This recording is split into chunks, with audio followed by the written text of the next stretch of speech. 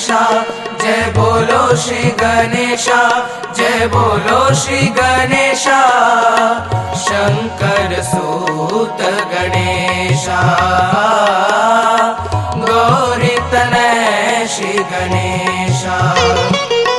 जय बोलो श्री गणेशा, जय बोलो श्री गणेशा, जय बोलो श्री गणेशा, शंकर सूत गणेशा, गौरी तनय श्री गणेशा।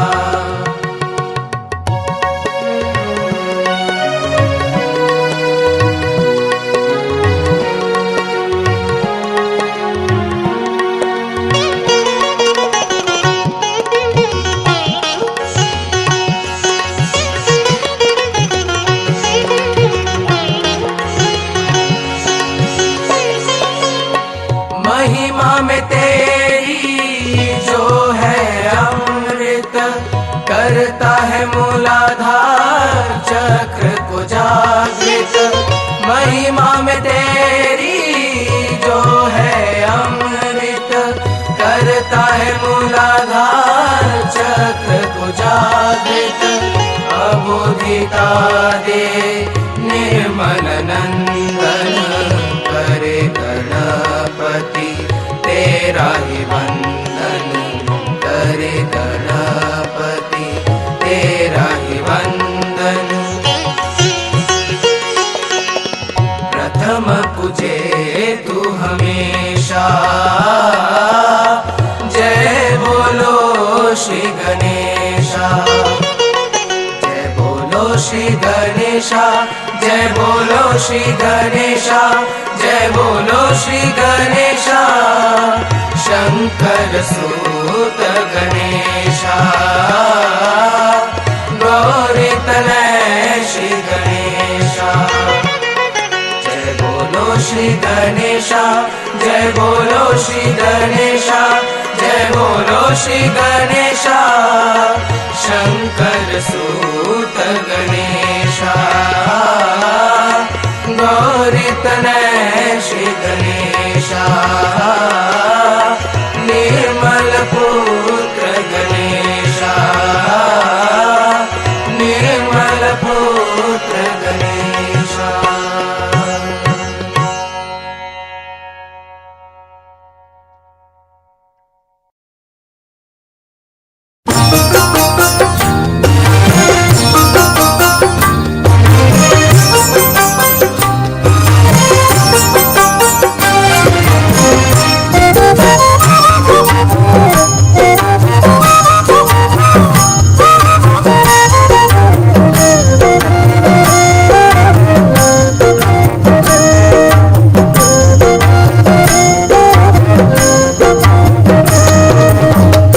सहज योगुलार दिव्य चरितमु, निर्मलम् घनतमु सदानंद भरितमु।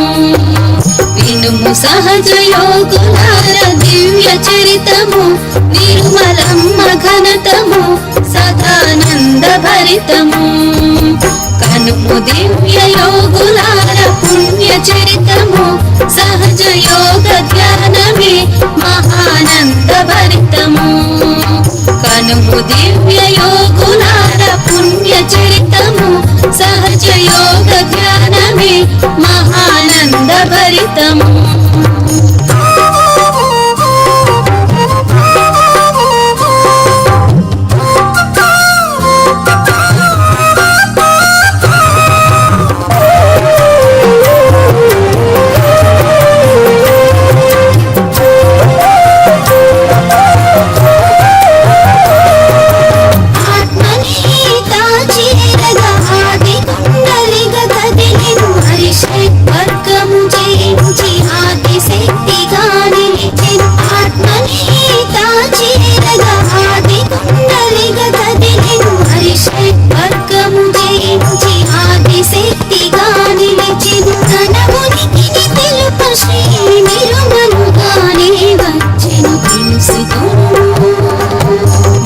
सहज योगुलार दिव्य चरितमु, निर्मलम् घनतमु सदानंद भरितमु।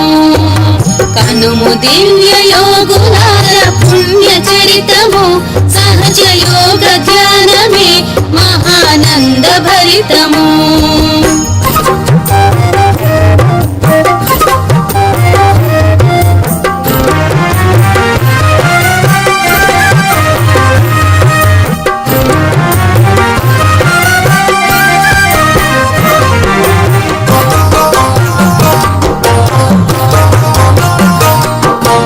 అవిద్యని తొలగించగాను నిత్యము ధ్యానించు శుద్ధ విద్య చేకూరును మధ్యనాడిలో ఉండుము. అవిద్యని తొలగించగాను నిత్యము ధ్యానించు శుద్ధ విద్య చేకూరును మధ్యనాడిలో ఉండుము. సత్యముని తెలుప చైతన్యలహరి కదులును తెలుసుకొను. వినుము సహజ యోగులార దివ్య చరితము నిర్మలమ్మ ఘనతము సదానంద భరితము. కనుము దివ్య యోగులార పుణ్య చరితము సహజ యోగ ధ్యానమే మహానంద భరితము.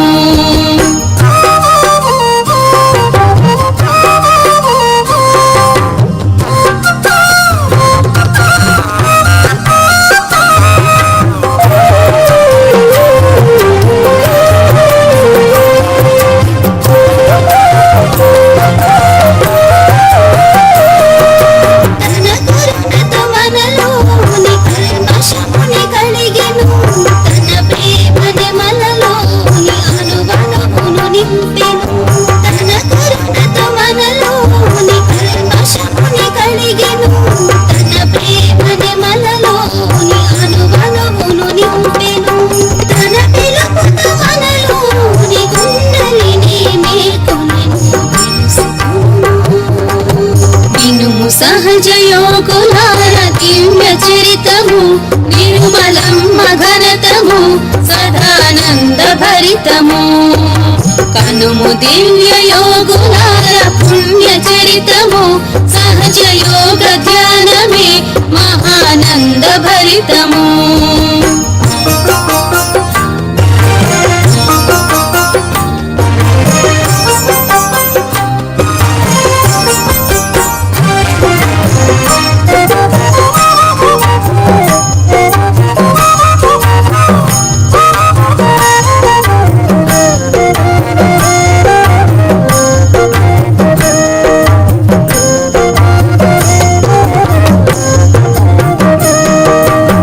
రాక్షసమర్దిని రాక అసురులకే భయం భయం. శత్రుమర్దిని పిలుపు యోగులకే ప్రియం శుభం.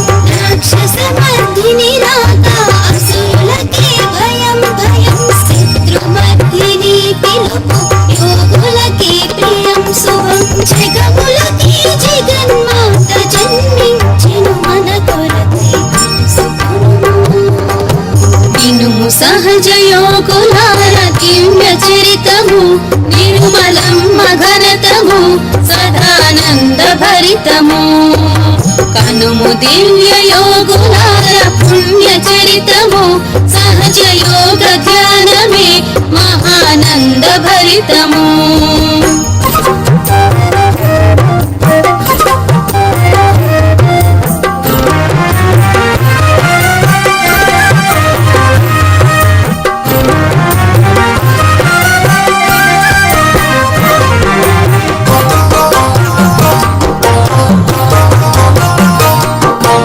ఈ జన్మలు మన జన్మము చరితార్థమాయనులే.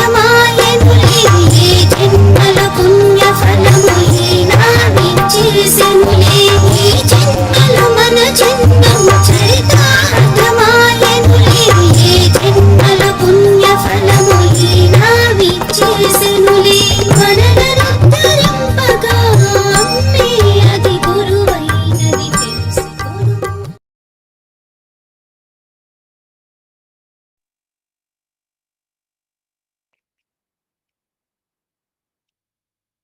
జై శ్రీ మాతాజీ. ఈరోజు ఉదయం సామూహిక ధ్యానానికి అందరికీ స్వాగతం. ముందుగా మనమందరము శ్రీ మాతాజీకి ప్రణామం చేసుకుని కుండల్ని జాగృతి చేసుకుని బంధం తీసుకుందాము.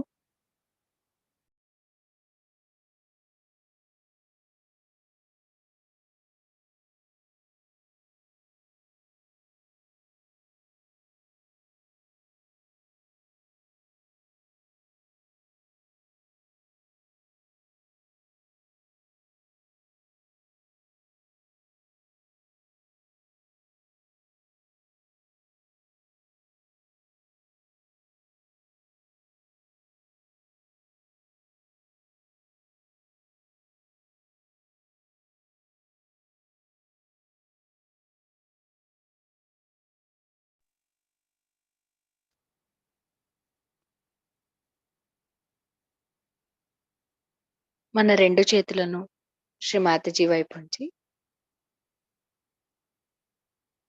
కొద్దిసేపు మనల్ని మనం గమనించుకుందాము.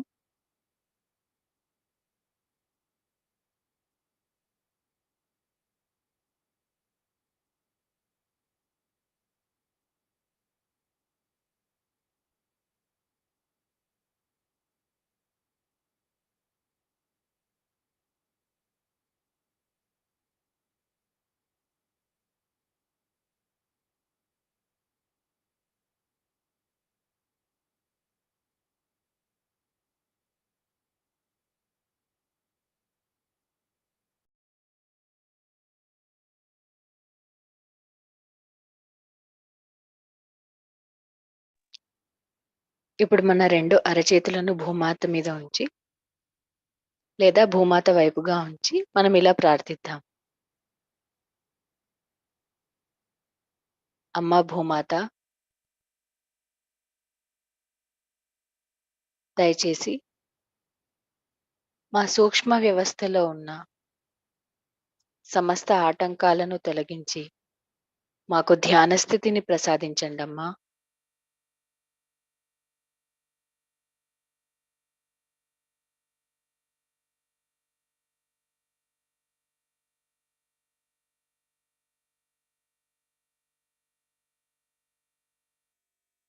మాకు ఓర్పును, సహనాన్ని మరియు క్షమాశీలతను ప్రసాదించండమ్మా.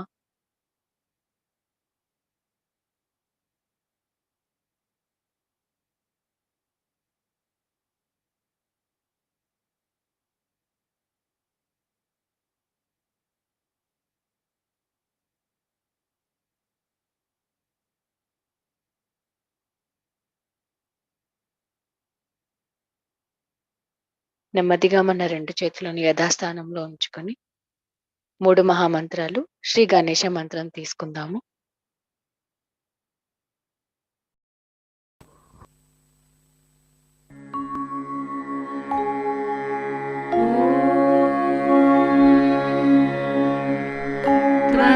त्वमेव साक्षात् श्री महालक्ष्मी महासरस्वती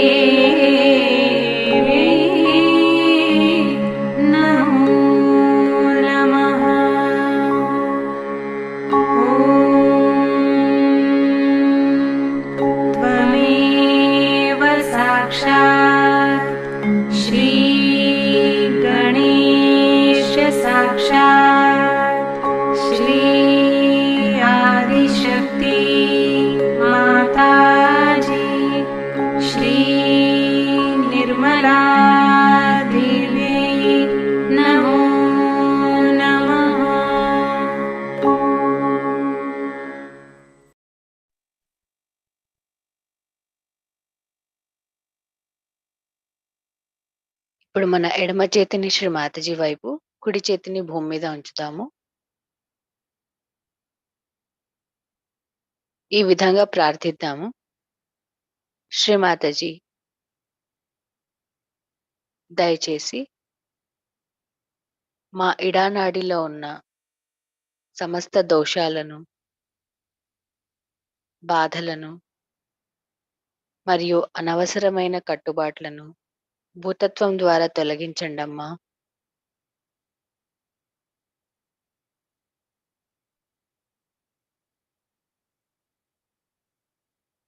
దయచేసి మాకు శుద్ధ ఇచ్ఛాశక్తిని ప్రసాదించండమ్మా.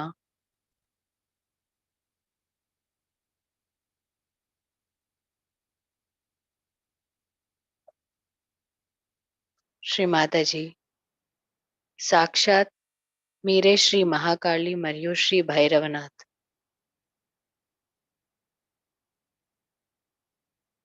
మా ఇడానాడిని బలపరిచి మాకు భక్తిని, శుద్ధ ఇచ్ఛను ప్రసాదించండమ్మా.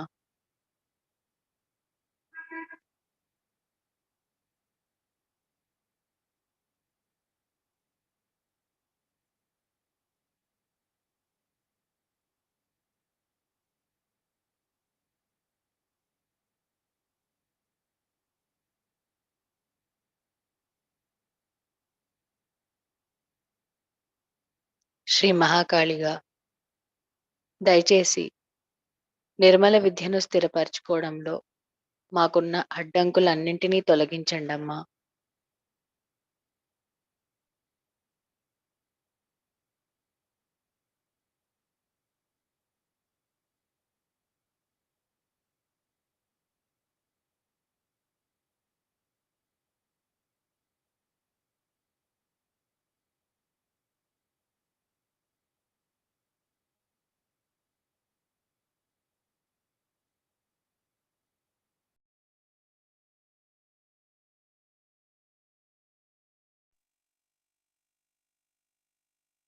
ఇప్పుడు నెమ్మదిగా మన కుడి చేతిని శ్రీ మాతాజీ వైపు, ఎడమ చేతిని ఆకాశం వైపు ఉంచుదాము.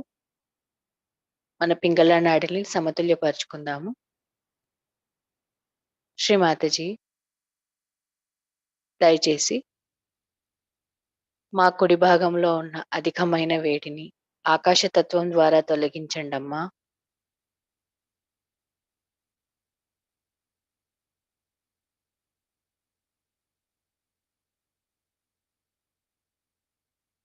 దయచేసి మాకు నిర్మల చిత్తాన్ని ప్రసాదించండమ్మా.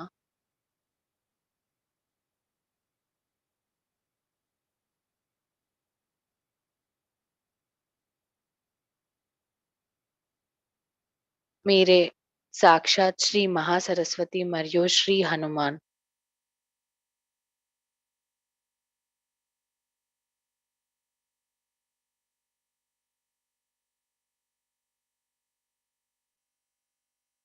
మా పింగళ నాడిని బలపరిచి మాకు బాధ్యతను, శ్రద్ధను ప్రసాదించండమ్మా.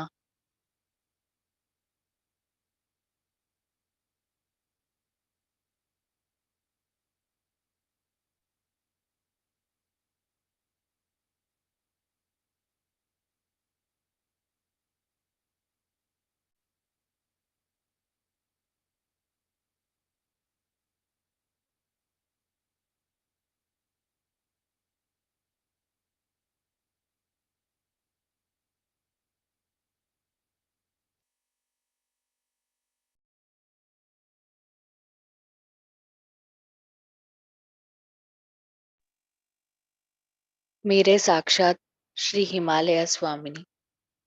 మా కాలేయంలో ఉన్న అధికమైన వేడిని పూర్తిగా తొలగించి మాకు నిర్మల చిత్తాన్ని ప్రసాదించండమ్మా.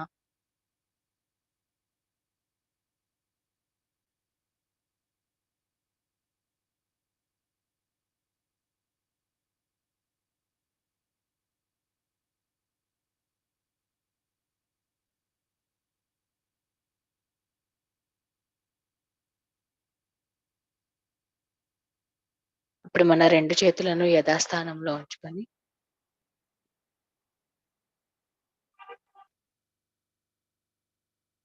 శ్రీ మాతాజీ, దయచేసి మాకు సమతుల్య స్థితిని ప్రసాదించండి అమ్మా.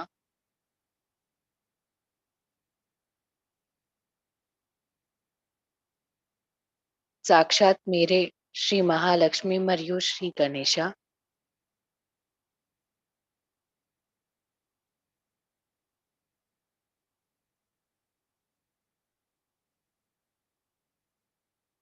మా అందరికీ నిర్విచార స్థితిని ప్రసాదించండి అమ్మా.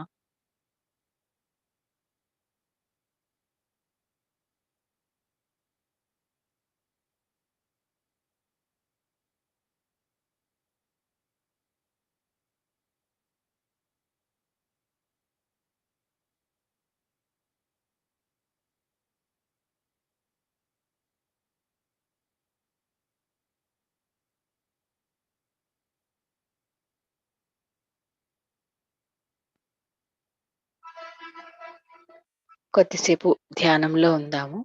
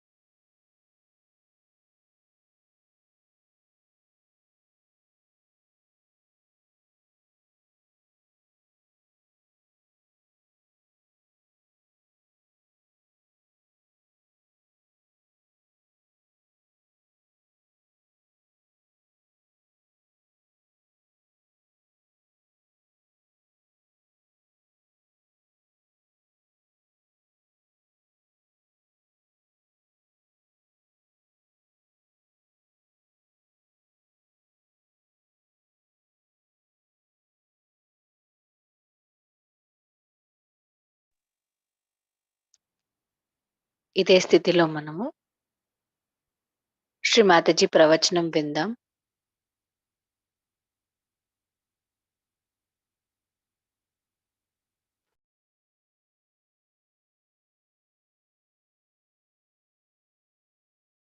Actually, some yogis here sitting down, I would say,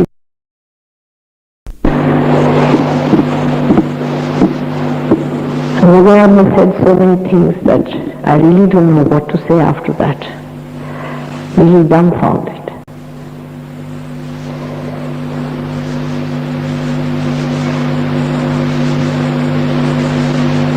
I know it's a fact, and I have to face it.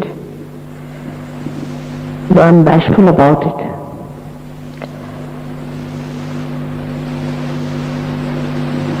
We're all seeking,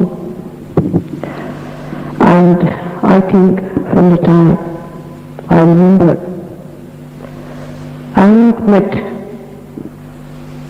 anyone who was not seeking. They may be seeking in money, in power, but so many of them were really seeking something beyond. In the West, I always felt all the great sages of the old and the ancient times who were seeking God are born. I could see the way you have about materialism, the way you have achieved a kind of understanding about life is amazing. At the time of Christ, it was not possible to see such people, except for some lepers and some sickly people. There was nobody else who was willing to look at him.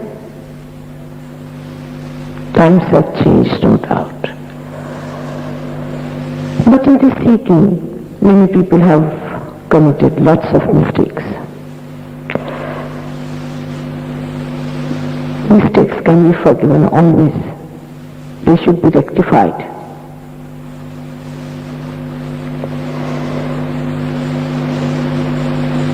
I've been born for this. I knew I had to do this, and I knew I had to be in London one day. All the people who are of a very high evolved status, I can say, who do not live in the humdrum of life, who do not roam about as gurus and earn money, who do not claim to be pandits and the temples and the priest people, those who live away from all of you, hiding themselves in the jungles, they knew it was to happen. They knew about it. But when the seeking started in the West, like a demand, the supply came in.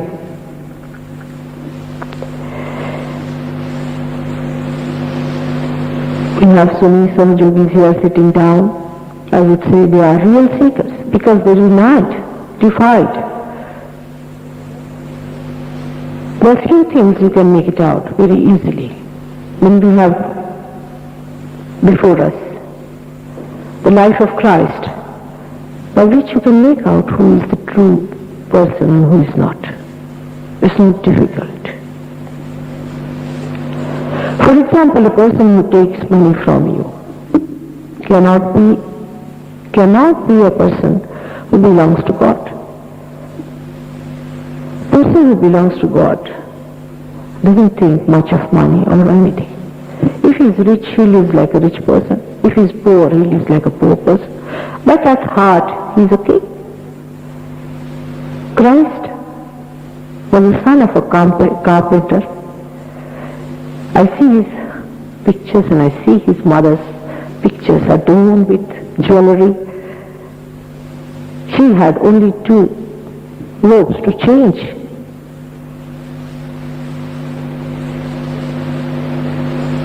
Perhaps it was never realized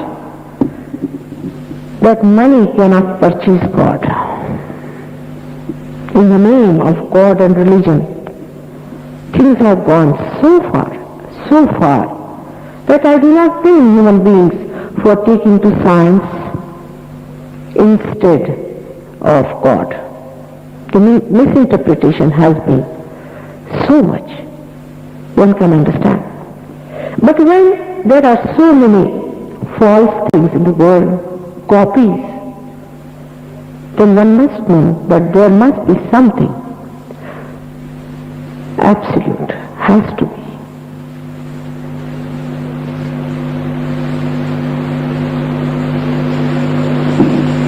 London is regarded by all those I've been describing about the people who are great sages all over the world as the heart. It saddens me to see sometimes how people of England have not realized the value of this great country. In this country, long time, much before even Christ came in, people have worked with Kundalini. Your Stonehenge is nothing but the Kundalini.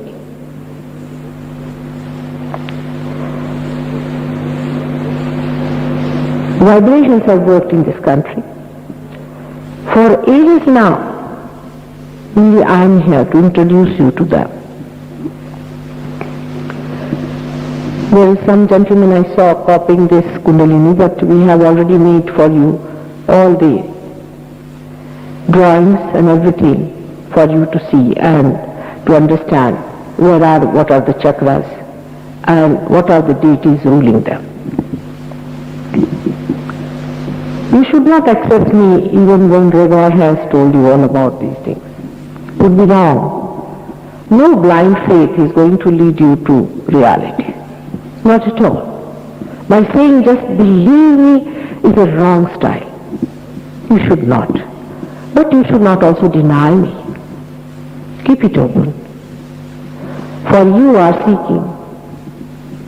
And if I have to just enlighten you, because you should enlighten other people, one should not feel hurt about it. Somebody has to do it. You may be in this place or I may be in your place. Makes no difference.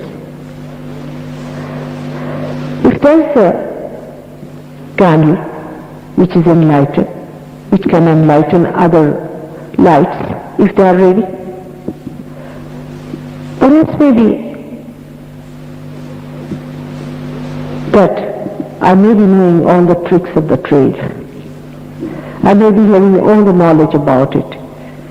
It may be worth it to know all about that. Let us not be very serious about it. Just because God has struck such a serious note. It's just a play. It's just a play. It's not that serious as we think it to be. It has to be a play because it is so important. All those things that are important are easiest for us. Example, our breathing. Supposing for learning how to breathe, if you have to go to Caxton Hall in the rain, walk all the way, listen to a big lecture, and then learn about it, we'll be finished. In the same way, if we have to get our realization by standing on our heads or by renouncing the whole world or, I don't know, dancing on the Oxford Street and all sorts of things, when God saves us, people who are seeking, it has to be extremely simple. Has to work out that way. Because if evolution is complete, we would not have been in confusion. It is not complete, that's why we are confused. Till the animal stage, there is no question of thinking about it. Only when you become human beings, you start thinking about it. Only at the human stage you are given freedom to think about it. Animals are in collective consciousness all the time, in the sense they are not conscious of it, but they are governed by it. That the whole nature works in such a manner as if there are some organizer which are arranging their coordination, their harmony, their working. Not only that, but the death of one thing helps to give life to another. For example, in the nature, the leaves have to fall down to the ground to give nitrogen to the ground. Again, to be renovated, say, you can say regenerated into the body of the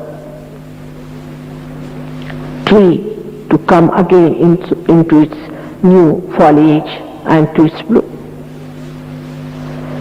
All kinds of, we can say, real experiments he has given. But if you now go and read it, you will know he's just talking about the collective being, the vast being that is there. The one in which we all exist as selves. And that he is looking after us in every way, and how everything in nature is interdependent. How animals understand.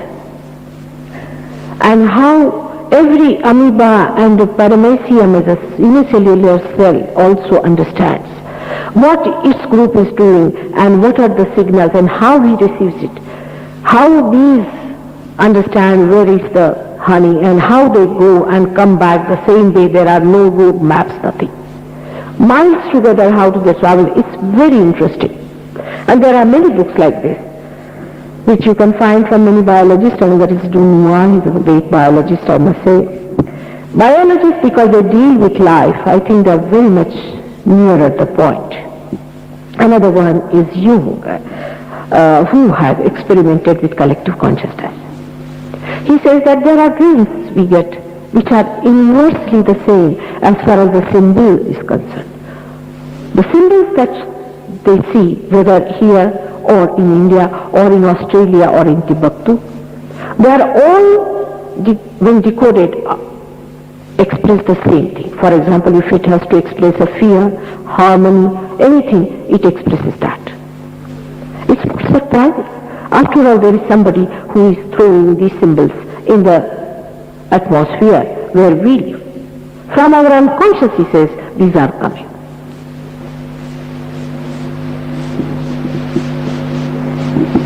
But all these things are like the findings of people who are probing in the dark. They find something here and find something there, find something there, and they put it together. All these things can be put together. All these things can be bridged together, integrated together, and can be shown very easily if you get your self-realization. Self within you is in your heart. Yourself. You know, there is somebody who knows everything about you. There is someone. If you murder someone, that one knows. If you do anything, that one knows, and that one that knows is the self. Now when we talk of God, people have already negated God. They say, where is God? Let us see. Without self-realization, you cannot know Him. You cannot know Him through all these so-called conditionings that we have, like we go to churches and pray, go to the temples and pray, sing songs and mantras and this and that. No, you cannot know Him through these things because still you are outside. You have to come inside. Leaving all the steps, everything, you have to come inside the door. Sit down and receive it.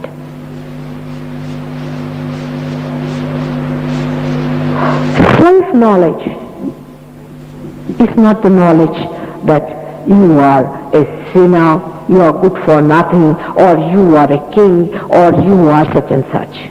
This is all outside. Self-knowledge is that you are an instrument. You are an instrument and you have to act for the dynamic forces of that dynamic one, the vast personality whom we call as God Almighty. You are that. Only thing is the instrument is not yet connected with that. I said, till the animal stage we are one with it. We have no problems. Only when we become human beings, then as I have shown there, you see on the left the black, right the black, and the another side is the yellow colored in the head. These are the two balloons which grow with our activity, ego and superego.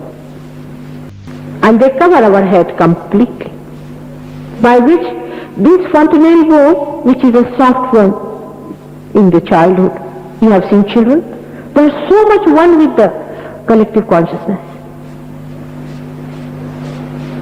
When it becomes hardened up there, it is because these two meet and overlap. Man is made like that. He has been given the freedom. He has been given the I-ness. He develops this special thing. He has been given freedom because this is the last stage of evolution now. Man has to jump by himself understanding it. You do not know how you became human beings from amoeba to this stage. But human beings will have to know how they become one with themselves and how they enter into the kingdom of God. That is their right. And to have this right, they must have freedom and they must develop their wisdom and discretion, their temperance, how to use that freedom. For this purpose, in our being, there is already placed a residual power which is called as Kundalini at the base of the spine.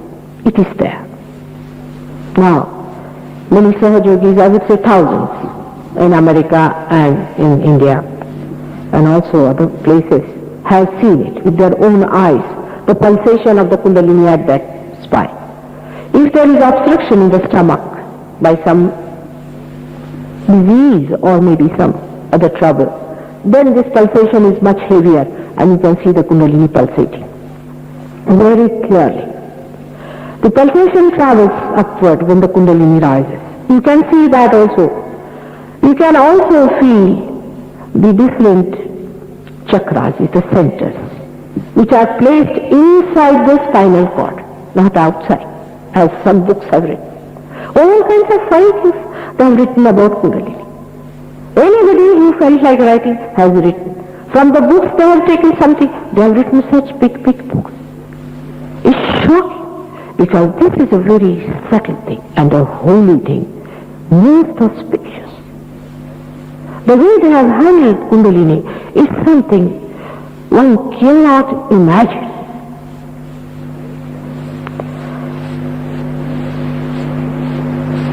The most highest and the holiest of all has been insulted, have been ruled by this kind of half-baked people, just for earning some money.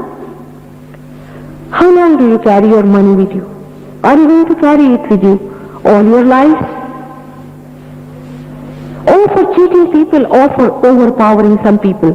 All kinds of things have been done in this world in the name of God, in the name of Kundalini. It really sometimes amazes me how people are very seriously giving sermons and talking big in the name of God, wearing diamonds all over, bought by somebody else's money. And how can we, the thinkers, the ones who have got brains, accept such a situation where we find that those who are so much interested in all these things and trying to impress others by getting it from others, we have been really misled. It's a sad thing. It's the saddest story. It wrenches my heart that I feel the innocent, the simple, the seekers. The seekers have been the greatest victims. They have been for money, for vindictiveness, and also there are satanic forces that have come up. They are trying also to exploit. They have come in their complete force, in their full regiment. They are up here. It's hard to understand for you people how you are gradually dragged into their clutches and into their jaws, and they are about to just clutch you.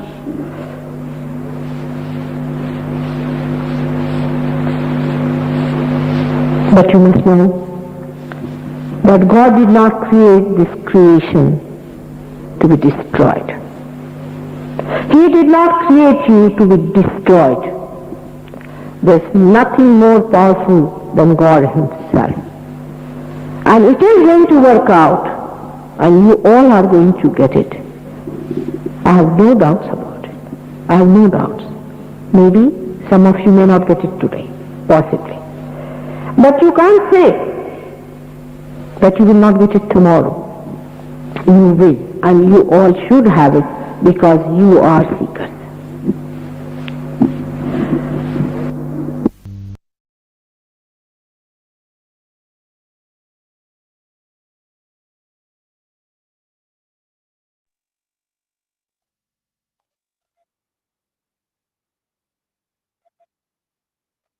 కొద్దిసేపు మనమంతా నిశ్శబ్ద ధ్యానంలో ఉందాము.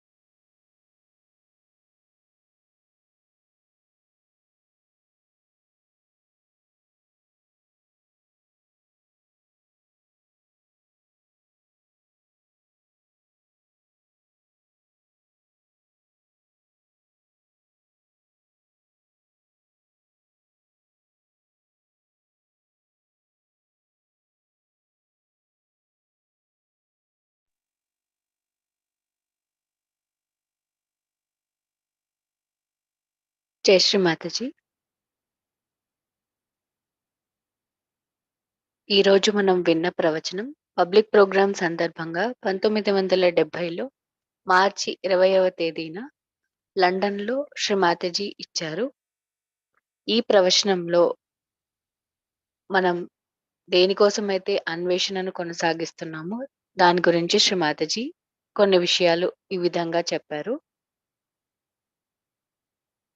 మానవుడు అనాది కాలం నుంచి ఏదో ఒక దాన్ని అన్వేషిస్తూ లేదా కోరుతూనే ఉన్నాడు. అలా ఏదో ఒక కాంక్ష లేని వారిని ఇప్పటి వరకు శ్రీ మాతాజీ కలవలేదు.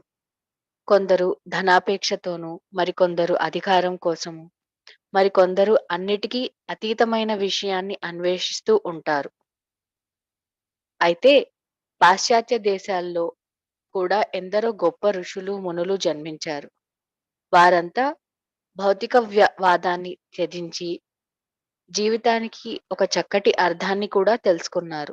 దీనికి ఉదాహరణ క్రీస్తు కాలంలో ఇలాంటి వారు చాలా అరుదుగా ఉండేవారు. అంటే వారంతా ఏ క్షయవ్యాధిగ్రస్తులో లేదా అనారోగ్యంతో ఉన్నవారో ఉండేవారు. కానీ కాలం మారడంతోనూ అంటే పరిణామం చెందుతున్న ఈ దశలో ఎందరో గొప్ప సాధువులు పాశ్చాత్య దేశాల్లో కూడా జన్మం తీసుకున్నారు. కానీ ఈ అన్వేషణలో ఎన్నో తప్పులు జరిగాయి. వాటిని క్షమించవచ్చు, అలాగే వాటిని సరిచేయవచ్చు. అయితే ఇంతటి గొప్ప విషయం వారందరికీ తెలుసు.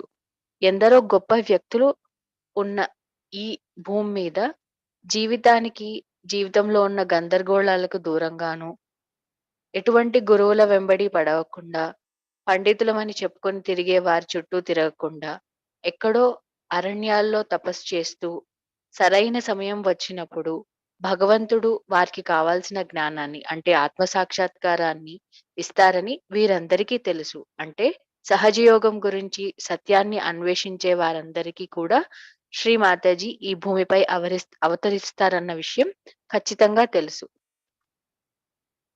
అయితే ఇదంతా కొద్ది సమయం తరువాత పాశ్చాత్య దేశాల్లో ఏదైతే సత్యాన్వేషణ ఉన్న విషయాన్ని ఎక్కువగా ప్రజలు తెలుసుకోవడం మొదలు పెట్టారో అప్పుడు ఈ అసత్యపు గురువులు ఎక్కువగా అక్కడ ప్రవేశించడం మొదలు పెట్టారు. కానీ క్రీస్తు పూర్వం నుంచి మనం గమనించినట్లయితే ఒక సద్గురువు ఎలా ఉంటారో అన్న జ్ఞానం అందరికీ ఉంది.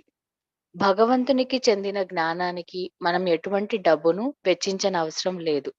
అయితే వారంతా ఎక్కువగా దీని గురించి ఆలోచించలేదు.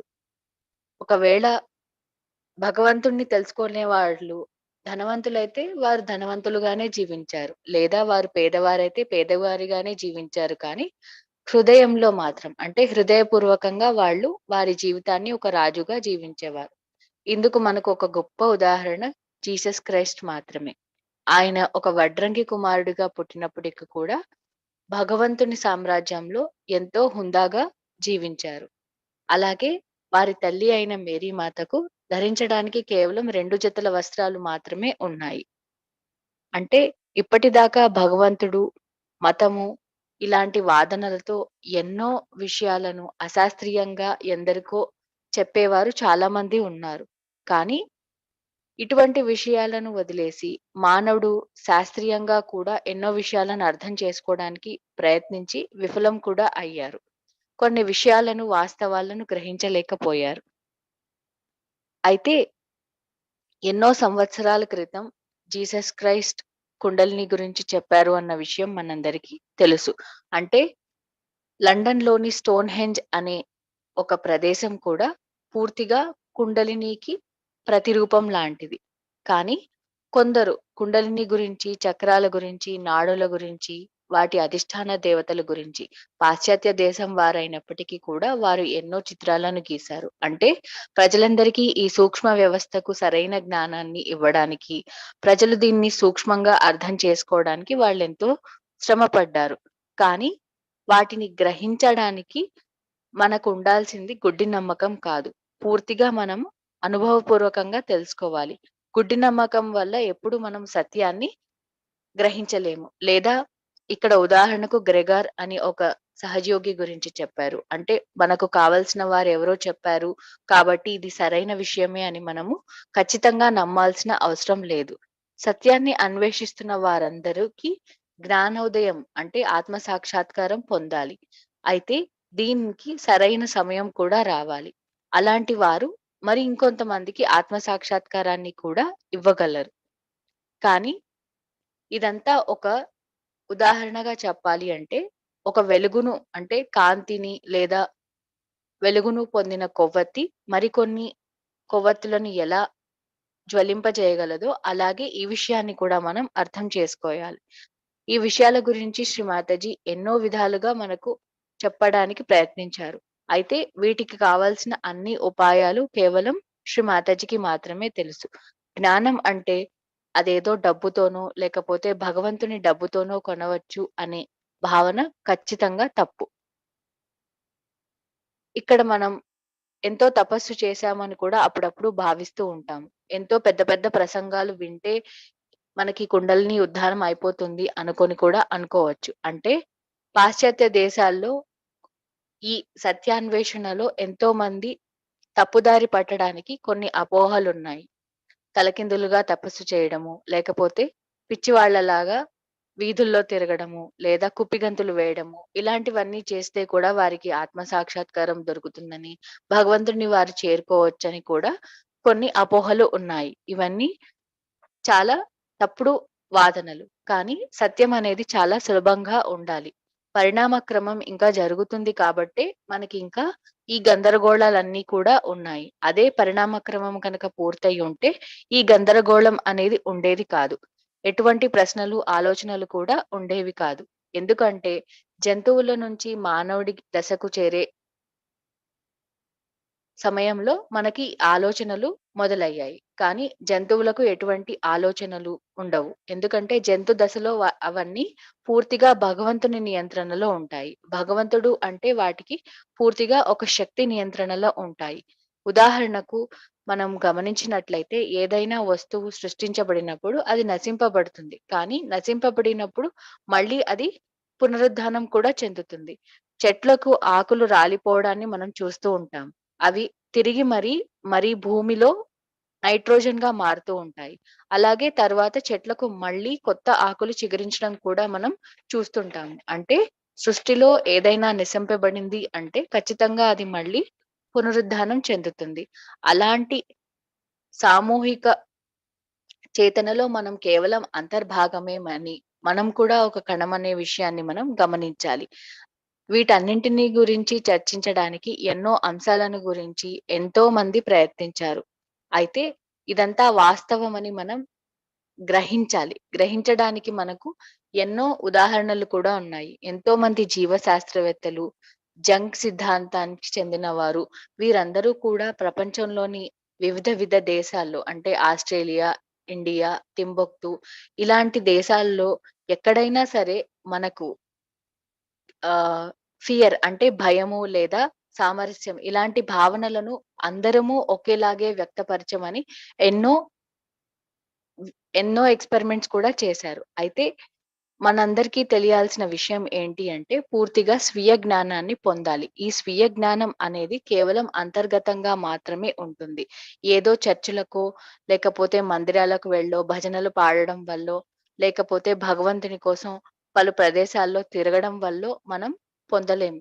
కేవలం ఇదంతా అంతర్గతంగా మనలో ఉన్న శక్తిని మనం పొందినప్పుడు మాత్రమే మనకు ఆత్మ సాక్షాత్కారము లేదా స్వీయ జ్ఞానము లభిస్తుంది. అంటే మనం చేయవలసిందల్లా మనలో ఉన్న అహంకార ప్రత్యహంకారాలు ఏదైతే మన పసితనం నుంచి ఉన్న భాగంలో ఈ అహంకార ప్రత్యహంకారాలు కప్పివేశాయో వాటిని త్యజించి మళ్ళీ తిరిగి భగవంతుని శక్తితో మనం అనుసంధానం పొందినప్పుడు మాత్రమే ఆత్మ సాక్షాత్కారాన్ని పొంది భగవంతుని సామ్రాజ్యంలో మనం ఉండగలమని శ్రీ మాతాజీ చెబుతున్నారు. అంటే ఈ ఏదైతే ఆత్మ సాక్షాత్కారం పొందడము అనేది ఉందో అది మన జన్మ హక్కు అని, దానికోసం మాత్రమే సత్యాన్వేషకులు ఎప్పటికీ ప్రయత్నించాలని. అయితే ఈ మార్గంలో మనకి ఎన్నో ఆటంకాలు, అవరోధాలు, అనవసరమైన ఆలోచనలు వస్తూ ఉంటాయి. అంటే కొందరు విభిన్న వాదనలతోనో, లేకపోతే వారి ఏదో అంటే ఈ కుండలిని గురించి, మనలో ఉన్న చక్రాల గురించి కొందరు మన వెన్నుపూస బయట చక్రాలుంటాయని, లేకపోతే వారేదో తెలుసుకున్న దాని గురించి వివిధ రకాలుగా మిడిమిడి జ్ఞానంతో వర్ణిస్తూ ఉంటారు. కానీ ఇదంతా తప్పు. వీటికి వెంట పడినప్పుడు మనలోని అమాయకత్వాన్ని మనం కోల్పోతాము. అలాగే నిజంగా స్వీయ జ్ఞానాన్ని పొందడానికి మనం ప్రయత్నించిన శ్రమంతా వృధా అయిపోతుంది. అయితే అలాంటి వారిని మనం అనుసరించకుండా కేవలం సత్యాన్ని తెలుసుకోవడానికి, భగవంతుని శక్తితో మనం అనుసంధానాన్ని పొందడానికి మనకంటూ ఒక విచక్షణ, నిగ్రహము, అలాగే జ్ఞానాన్ని కేవలం ఆత్మ సాక్షాత్కారం ద్వారా మాత్రమే పొందాలి. అయితే ఇలా అంటే సృష్టిలో ఏది నాశనం చేయడానికి కాకుండా కేవలం భగవంతుడు తన సామ్రాజ్యాన్ని మాత్రమే సృష్టించాలి అని, భగవంతుడు మానవులకు ఆత్మజ్ఞానాన్ని ఇవ్వాలని మాత్రం ప్రయత్నించినప్పుడు, ఈ పరిణామ క్రమంలో సహజ యోగం ఆవిర్భావం చెందింది. ఈ విషయాన్ని సూక్ష్మంగా, సరళంగా గ్రహించకుండా తప్పుడు గురువులు, లేకపోతే తప్పుడు వాదనల వెంట పడినప్పుడు ఖచ్చితంగా మనం దారి తప్పిపోతాం. ఈ విషయాలను శ్రీ మాతాజీ మనకి ఈ ప్రవచనం అంటే 1970 మార్చి 20న లండన్‌లో జరిగిన ప్రసంగంలో చెప్పారు. అంటే సత్యాన్వేషణకు సంబంధించి ఎంత జాగ్రత్తగా ఉండాలో, మనం దేన్ని నమ్మాలో, దేన్ని నమ్మకూడదో కూడా మనమే గ్రహించాలి అన్న విషయాలను మనకు విపులంగా వివరించారు. ఈ ప్రవచనం మళ్ళీ వినాలి అనుకుంటే మనం 1970 మార్చి 20 రోజున జరిగింది. ఇప్పుడు మనం కొద్దిసేపు ధ్యానంలో ఉందాము.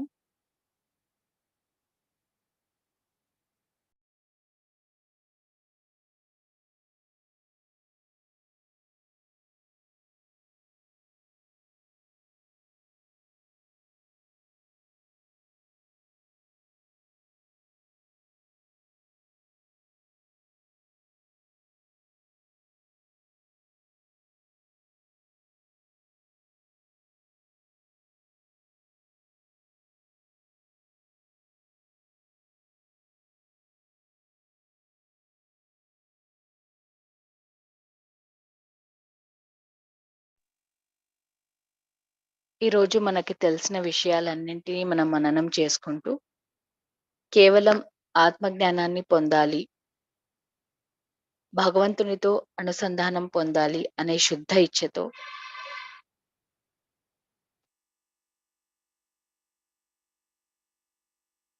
కొద్దిసేపు ధ్యానం చేద్దాము.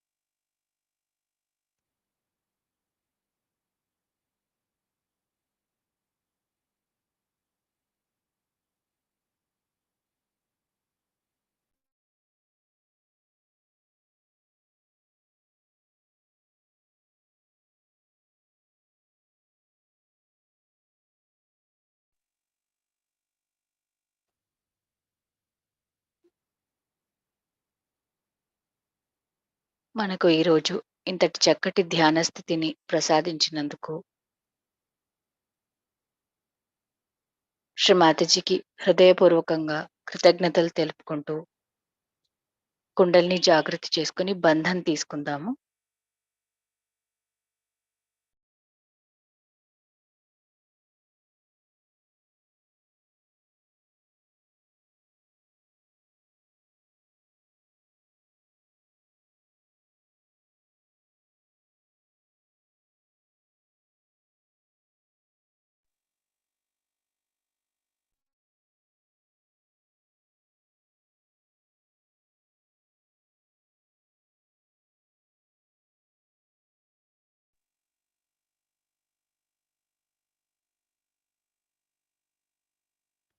తిరిగి రేపు ఉదయం 5:30 గంటలకు ధ్యాన కార్యక్రమంలో కలుద్దాం.